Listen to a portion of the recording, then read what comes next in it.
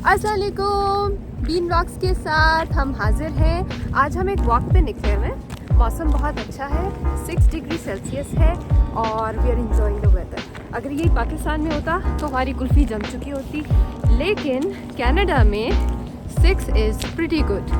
मैं आज एक और विनिश के साथ हूँ और मैं आपको अभी यहाँ की एक ट्रेल की सैर करवाऊँगी और साथ हम टॉपिक डिस्कस करेंगे टीचिंग का। कनाडा में जो लड़कियाँ, जो ख़वातीन टीचिंग करना चाहती हैं उस हवाले से हम आपको एक क्विक इंफॉर्मेटिव एक सेशन करना चाह रहे हैं वॉक करते हुए। तो मैं सबसे पहले विनिश से पूछूँगी कि थोड़ा सा अपना बैकग्राउंड बताएं कि वो किस डिपार्टमेंट में काम करती रही हैं, क्या उनका बैकग्राउंड रहा है। तो विनिश अपने बारे में थोड़ा सा बताएं। एक्चुअली मैं टीचर हूँ बाय प्रोफेशन। मैंने पाकिस्तान में 2 साल टीचिंग की है और उसके बाद सऊदीया में 2 साल और दुबई में फिर 5 साल और फिर उसके बाद हम कनाडा शिफ्ट हो गए 5 साल पहले। एंड अभी 1 साल हुआ कि मैंने कनाडा में भी जो है वो टीचिंग करना स्टार्ट किया। तो अल्हम्दुलिल्लाह I am a certified teacher in Ontario. वाह, दैट्स ग्रेट।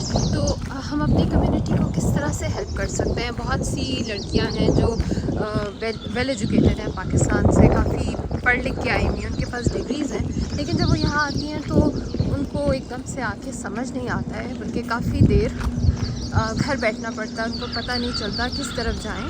तो हाउ वुड यू टेल कि क्या एक पाकिस्तानी डिग्री याफ्ता जो लेडी है वो यहाँ पे आके कर सकते हैं, अपनी उस डिग्री से टीचिंग स्टार्ट कर सकती हैं? जी, सबसे पहले तो मैं ये कहूँगी कि ये हमारे कंट्रीज़ में टीचिंग एक ऐसा अंडररेटेड प्रोफेशन है कि जो कुछ नहीं बन पाता वो टीचर बन जाता है। लेकिन कनाडा में ऐसा नहीं है।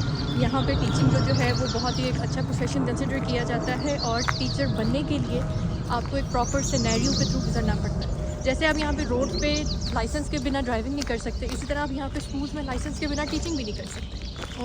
तो डेफिनेटली अगर आपके पास आपकी कंट्री से भी डिग्रीज़ हैं, आपने मास्टर्स किया हुआ है, चाहे किसी भी सब्जेक्ट में है, इकनॉमिक्स में है, मैथ्स में है, इंग्लिश में है, किसी भी सब्जेक्ट में है, अगर आपके पास टोटल 4 इयर्स की ग्रेजुएशन है और 2 इयर्स टीचिंग स्पेशलाइजेशन है, जो कि बीएड भी हो सकता है, किसी मॉन्टेसरी का कोई कोर्स भी हो सकता है। तो if you have 4 years graduation and 2 years teaching specialisation, आप डेफिनेटली यहाँ पे टीचर बनने के लिए अप्लाई ज़रूर कर सकते हैं। अच्छा, हमें वॉक करते हुए काफ़ी समझ नहीं आ रही थी, तो हमने कहा कि why not, let's sit somewhere. ठीक है, तो हम बड़ा अच्छा सा स्पॉट हमने ढूंढा है और हम इधर बैठ गए हैं। अब हम विनेश से पूछते हैं कि विनेश मुझे ये बताएं, मैंने क्वेश्चंस लिख लिए हैं ताकि मुझे भूले नहीं। कैसे टीचिंग का लाइसेंस यहाँ पे कनाडा में कैसे लोग लेते हैं, कितनी ड्यूरेशन होती है और उसके प्री रिक्विजिट्स क्या होते हैं, क्या क्या आपके पास होना ज़रूरी है टीचिंग लाइसेंस के लिए? It's a very good question. Actually आपने एक ही सवाल में सारा कुछ पूछ लिया। सो बेसिकली आपको सबसे पहले ये करना है कि इनकी वेबसाइट है www.oct.ca। Okay, OCT stands for Ontario college of teachers. मैं ये सब कुछ लिख दूंगी अपनी डिटेल डिस्क्रिप्शन में, ठीक है, आप वो नोट कर लीजिए। परफेक्ट। आपको उनकी वेबसाइट पे जाना है, अपना अकाउंट क्रिएट करना है। तो वो 4 पेजेस का फॉर्म होगा। पहले पे आपको अपनी पर्सनल डिटेल्स देनी है। सेकेंडली आपको फिर अपना एजुकेशनल बैकग्राउंड बताना है, आप जिस भी कंट्री से कर रहे हैं, आपने जो भी किया हुआ है आपको सारा कुछ उसमें लिखना है। 3rd पेज में वो आपसे जो है आपके वर्क एक्सपीरियंसेस के बारे में पूछेंगे कि आपका वर्क एक्सपीरियंस किधर है, और फाइनली 4th पेज पे वो आपका एड्रेस वगैरह पूछेंगे, phone number and email address, जहाँ पे वो आपके साथ कम्युनिकेट कर सकें। ठीक है। सो एक चीज़ मैं यहाँ पे कहना चाहूँगी कि वो फॉर्म फिल करना जो है वो इंतहाई इंपॉर्टेंट है। क्योंकि उसमें जो भी चीज़ आप लिखेंगे वो ऐसा नहीं है कि आपने लिख दिया और आपका उसके हो गया। व्हाटएवर आप उस पर मेंशन कर रहे हैं, you have to prove it with the evidences. आपने कोई भी डिग्री वगैरह जो ली हुई है वो आपसे कांटेक्ट नहीं करेंगे, वो डायरेक्टली उस इंस्टीट्यूट से कांटेक्ट करेंगे और वो कहेंगे एक लेटर ऑफ ऑथेंटिसिटी भेजो कि हाँ ये बंदे ने आपके इंस्टीट्यूट से ये डिग्री ली है कि नहीं ली है। आपके हाथ से वो कुछ नहीं लेंगे। मतलब मैं अपनी डिग्रीज लेके जाऊँ भाई ये मैंने किया हुआ है, वो कहेंगे नहीं आपके हाथ से तो नहीं लेनी है। जिस यूनिवर्सिटी से, कॉलेज से मैंने जो कुछ भी पढ़ा है और जो मैंने उस फॉर्म में मेंशन किया है, वो सारे का सारा जो है वो मुझे मेरे कॉलेज वालों को भेजना पड़ेगा एक सील्ड एनवलप के अंदर। ऑलराइट। तो सबसे पहले तो ये है कि एक तो वो सील्ड एनवलप के थ्रू कॉलेज को भेजना पड़ेगा, और सेकेंडली फिर वो जो है वो वेस्ट की इवैल्यूएशन मांगते हैं, वेस्ट की इवैल्यूएशन हो या ICAS की हो। क्योंकि हमारी डिग्रीज यहाँ की वैल्यूएशन के बगैर तो आपको पता है एक्सेप्टेबल है ही नहीं। ठीक तो है। फर्स्ट थिंग इज़ कि आपको वैसे की इवैल्यूएशन करवानी है। Okay. सेकेंडली जो है आपको अपनी इंस्टीट्यूट्स वगैरह से जो है वो सारा जहाँ पे आपने काम किया है वहाँ से भी आपको एक लेटर ऑफ ऑथेंटिसिटी भिजवाना पड़ेगा। ऑलराइट। तो कोशिश करें कि सिर्फ जो मिनिमम रिक्वायरमेंट है उनकी वही मेंशन करें, क्योंकि ज़्यादा डिटेल्स डालने का कोई फ़ायदा होने नहीं वाला है। अगर आप उनकी मिनिमम रिक्वायरमेंट जो कि 4 इयर्स की ग्रेजुएशन और 2 इयर्स की टीचिंग स्पेशलाइजेशन, अगर आपके पास कोई वर्क एक्सपीरियंस नहीं भी है तो भी चलेगा, लेकिन अगर 1 साल का है तो that is good as well. तो बेहतर है 1 से 2 साल से ज़्यादा का एक्सपीरियंस मेंशन ना करें। ऑलराइट। क्योंकि मेरे केस में ये प्रॉब्लम हुई थी कि मैंने मेंशन कर दिया कि मैंने दुबई में काम किया हुआ है। ओह अच्छा। अब वो मुझे कहते हैं कि आपने जिस स्कूल में काम किया है वहाँ से लेटर मंगवाएं कि आपको टर्मिनेट नहीं किया गया, आपका कोई क्रिमिनल रिकॉर्ड नहीं था। बिकॉज बच्चों के साथ ये है प्रोफेशन, तो ये बहुत ज़्यादा और यहाँ पे Canadians in by law they are very sensitive about things. Overall हर चीज़ के बारे में बहुत सेंसिटिव है, स्पेशली चिल्ड्रन। तो ये लोग तो बहुत ज़्यादा केयरफुल है। एग्जैक्टली। अब मैंने दुबई वाले का मेंशन कर दिया। अब जब मैंने दुबई के स्कूल में कांटेक्ट किया, वो कहते स्कूल से नहीं, वो जो मिनिस्ट्री ऑफ एजुकेशन है ना दुबई में, उनसे कहें कि लेटर भेजें। अब वहाँ की मिनिस्ट्री ऑफ एजुकेशन और यहाँ बैठे आप उनको कांटेक्ट करना मुश्किल हो जाएगा। तो मेरे लिए वो एक हर्डल बन गई थी बहुत बड़ी कि मैं उनको कैसे प्रोवाइड करूँ। फिर मैंने अल्टीमेटली उनसे कहा कि आप मेरे इस एक्सपीरियंस को कंसिडर ही नहीं करें, लेकिन वो एक मेस था, मुझे बहुत ज़्यादा ईमेल्स लिखनी पड़ी, रिक्वेस्ट करनी पड़ी। तो बेहतर है कि मिनिमम जितनी रिक्वायरमेंट्स हैं बस वही मेंशन करें। ठीक है। मुश्किल नहीं है ज़्यादा, आपका ऐसा नहीं है कि आप ज़्यादा मेंशन करेंगे तो आपको जॉब मिल जाएगी। इट इज़ जस्ट कि आपको लाइसेंस लेना है। ठीक है। जब आप लाइसेंस ले लेते हैं फिर उसके बाद आप स्कूल्स में अप्लाई करना शुरू करते हैं। ये हमारे कंट्रीज की तरह नहीं है कि आप जी CV आपने भेजी, आपको बुलाया, इंटरव्यू हुआ, डेमो हुआ, सैलरी डिसाइड हुआ, यू गुड टू गो। नहीं, आपको पहले लाइसेंस लेना है। उसके लिए स्टेप बाय स्टेप, जैसे हमारे ड्राइविंग का भी है, पहले आपको एक पूरा प्रोसीजर होता है हर चीज़ का। ठीक है। तो जो नए आने वाले लोग हैं, जो अभी रिसेंटली आई हैं, जो लड़कियां जो करना चाह रही हैं टीचिंग में, उनको चाहिए कि वो इन सब पॉइंट्स को नोट डाउन कर लें। अगर आप हमें सुन रहे हैं तो इनको नोट डाउन करें। अपने और क्वेश्चंस आप हमारे तक लेकर आएँ। आई विल मेक श्योर कि वो हर डिटेल आप तक सही तरह पहुँचे। अभी हम सिर्फ एक शॉर्ट बनाना चाह रहे थे जस्ट टू सी कि कितने लोग टीचिंग में इंटरेस्टेड हैं और आना चाह रहे हैं। बहुत ज़्यादा डिटेल वीडियो नहीं होगी ये वाली। ये एक शॉर्ट है, लेकिन हम we are going to go further in more detail कि आप किस तरह से टीचिंग और टीचिंग के अलावा और बहुत ज़्यादा प्रोफेशंस हैं जिनको आप ऑप्ट कर सकते हैं। जी वीनश, एक और क्वेश्चन मेरे माइंड में आ गया। मुझे ये बताएं कि जब कोई कनाडा आता है तो लोगों को होता है कि हम इंग्लिश सही तरह नहीं बोल पा रहे, उतना उनका फ्लुएंसी नहीं है, तो आप क्या कहेंगे इस बारे में? टीचर बनने के लिए do you really need that fluency in English? ये तो आपने बिल्कुल सही पकड़ा है कि लैंग्वेज प्रोफिशिएंसी जो है वो तो आप समझ लें कि जैसे सोल है पूरे के पूरे प्रोसीजर की। सबसे बड़ी जो रिक्वायरमेंट इनकी है कि ठीक है, एजुकेशन की तो बड़ी बेसिक सी रिक्वायरमेंट है, वर्क एक्सपीरियंस की भी बड़ी बेसिक सी रिक्वायरमेंट है, लेकिन इनकी आइल्स की भी रिक्वायरमेंट है। और आइल्स में जो है वो आपको स्पीकिंग और राइटिंग में आपको 7 चाहिए, आइल्स एकेडमिक में 7 ओके, और लिसनिंग और रीडिंग में 6.5। ऑलराइट, ठीक है। तो ये तो आपके पास होना ही चाहिए। अगर आपके पास ये नहीं है तो फिर कोई फ़र्क नहीं पड़ता, आपने चाहे PhD की हुई है, चाहे 10 साल का एक्सपीरियंस किया हुआ है, आप अपने आप को समझें कि आपने हाई स्कूल भी कंप्लीट नहीं किया। ओह माय गॉड, अच्छा ठीक है। तो इसका मतलब है कि वो नेसेसरी है। एक्सट्रीमली बिकॉज जाहिर है आप देखें यहाँ के स्कूल्स में काम करना है, बच्चों के साथ डील करना है, बल्कि यहाँ के बच्चों की तो ऐसी इंग्लिश होती है कि आप खुद जो है बड़े परेशान समझ नहीं पाते।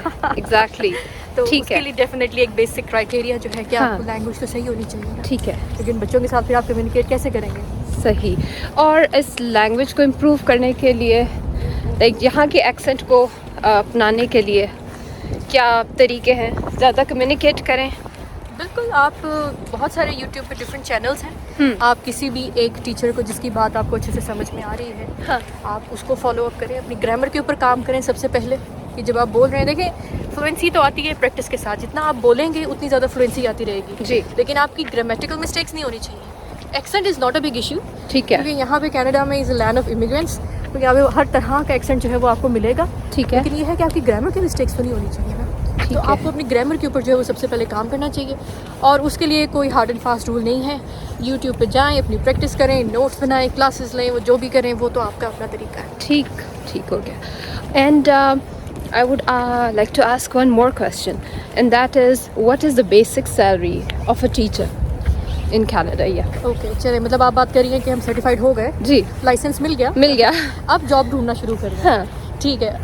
ये भी एक बहुत बड़ा इशू है हाँ. कि लाइसेंस मिल जाने के बाद आपको राइट अवे जॉब भी नहीं मिलती है. हाँ. आपको इनिशियली जो है वो पहले सप्लाई टीचर के तौर पे काम करना पड़ता है. सप्लाई टीचर ऐसे मतलब जैसे सब्स्टिट्यूट टीचर, Substitute. Okay. कि कोई टीचर स्कूल में एब्सेंट है तो वो आपको कॉल कर लेंगे कि भाई आप आ जाओ. ठीक है. तो फिर आप जाओ, एक दिन की ड्यूटी दो, कि कभी किसी स्कूल में कभी किसी स्कूल में, जहाँ भी कोई भी टीचर की ज़रूरत है आपको, आप अवेलेबल हो, वो आपको बुला लेते हैं.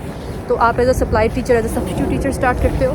फिर अगर आप उनको पसंद आ जाओ किसी भी एक स्कूल को, ठीक है, पसंद आ जाए पसंद आ तो. जाओ, तो कोई टीचर अगर 2-3 महीने की लीव पे जा रही है लॉन्ग टर्म, तो Okay. कहते हैं LTO.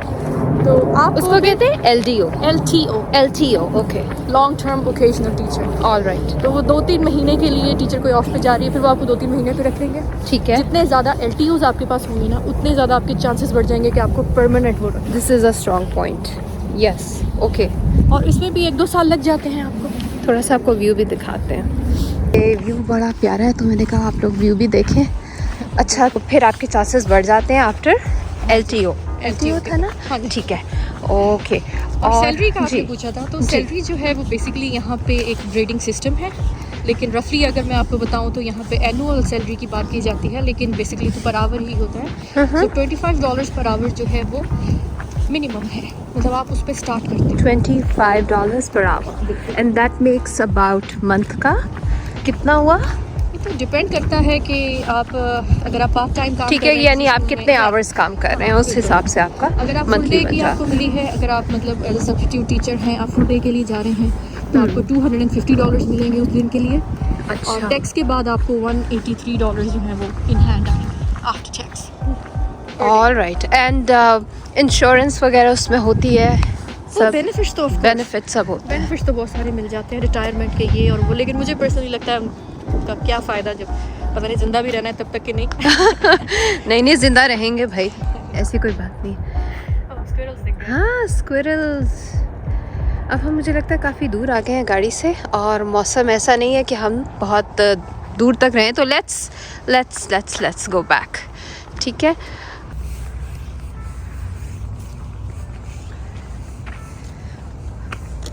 हमारी वॉक तकरीबन ख़त्म होने वाली है, और स्लोप पे से आए हैं तो हमें काफ़ी सांस चढ़ गया. तो अब हम वेट करूँगी मैं कितने लोग आते हैं, सब्सक्राइब करते हैं और जानना चाहते हैं टीचिंग के हवाले से और क्वेश्चंस. ना सिर्फ टीचिंग बल्कि अदर प्रोफेशंस जो ख़वातीन बहुत इजीली कर सकती हैं. टीचिंग में फिर भी थोड़ा सा कुछ एरियाज़ हैं जो टाइम कंज्यूमिंग हैं, और भी ज़्यादा प्रोफेशंस हैं जो बहुत इजीली आप कर सकते हैं 3 to 4 मंथ्स में लाइसेंस लेके. तो will talk about that also.